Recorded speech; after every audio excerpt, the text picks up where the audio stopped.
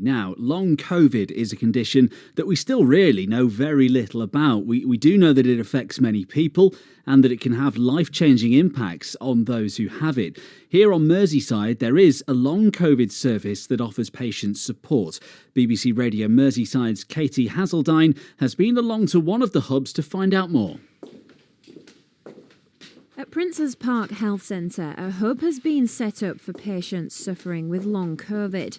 It's a condition which affects an estimated 1.8 million people in the UK, according to data from April by the Office for National Statistics.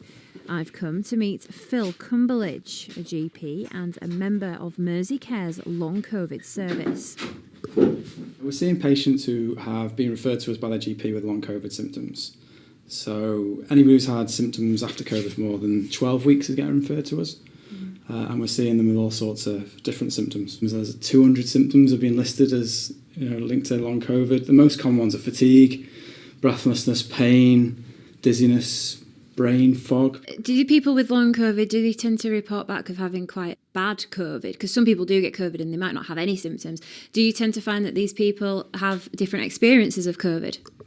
It doesn't matter how bad your original COVID infection has been. Anybody with any of the milder symptoms of COVID can develop long COVID. So there doesn't seem to be a link between how severely ill you were at the time. So you could have had really mild symptoms, but still months later, still unwell from COVID. So there doesn't seem to be a link. Since opening, the service has received over 1,300 referrals. About half the patients with long COVID have this thing called autonomic dysfunction, which means some of their nervous system control of bodily functions isn't working properly. So particularly things like how fast your heart goes, that it can sometimes not work properly after long COVID. So you can notice things like dizziness or palpitations or collapses. So we're looking out for those sort of symptoms in particular because we know we can treat those quite effectively. We're looking at how breathless you are, to see if you need to have some help from our rehab team with your breathing. But basically we're doing a full assessment to see what else we can do to offer to try and make people get back to their normal life as best they can, really. One patient who uses the hub is Wendy. After suffering from COVID quite severely back in 2020, she's experienced symptoms of long COVID ever since, and it's still impacting her everyday life.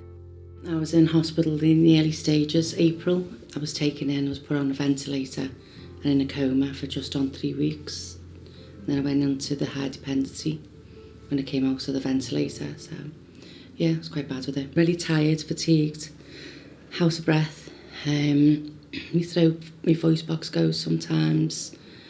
I have brain fog, so I just forget things. And then I can come talk and it comes out all not what I want to say. It's just all mixed up. So you say you got COVID back when the pandemic really started.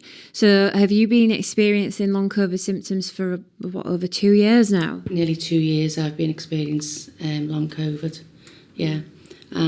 Obviously it's getting better bit by bit, but not to the way I want to be. It's affected everything, my life completely. I struggle doing most things, walking, cleaning the house, going to work, just everything. I can't do. My head tells me to do it, but my body don't allow it to do it. It's hard. Everyone looks at me and they think that I'm fine, but inside it's killing me. I struggle to get out the bed. I have to roll out the bed some days. So how does the long COVID service help people like Wendy? I come and see the doctor that I'm coming today. I've seen him a couple of times. There's a Breathe programme which you can go on, which can help you strengthen your lungs. I also been seen by psychologist because obviously I have post-traumatic stress from it, from being in intensive care.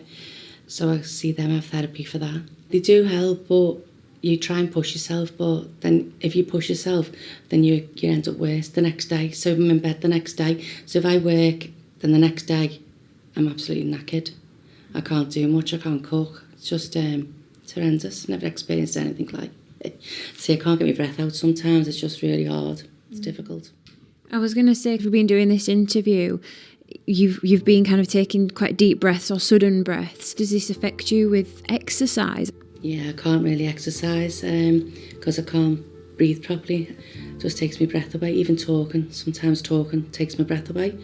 So I just adapt my life to what I've got at the moment because, it could have gone the other way. I mightn't be here now, so I just try and live my life to the best I can now.